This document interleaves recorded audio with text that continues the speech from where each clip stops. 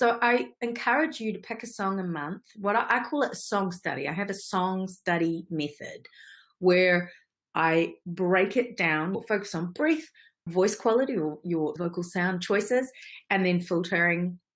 And filtering also includes things like phrasing choices, so your articulation, your projection. When you have a song study, you can isolate elements and focus and spotlight on them so that you can really get your head in the song. If it's your own song, you'll really be able to give it life from the ground up and be intentional about what you're trying to say and the ways that you're trying to say it. Breath can be a great tool to help deliver intensity, intention, and release musically, I'm talking about.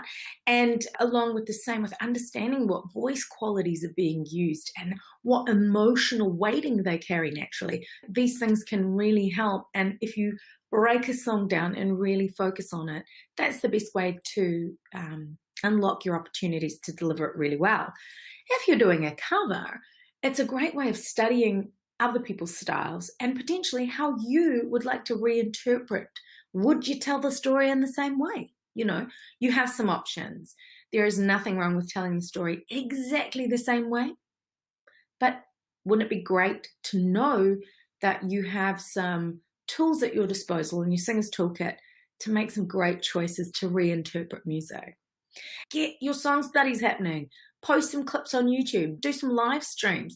Do some collabs with some peoples. I really want to see a lot of performance happening, and let me know if you need any help with it.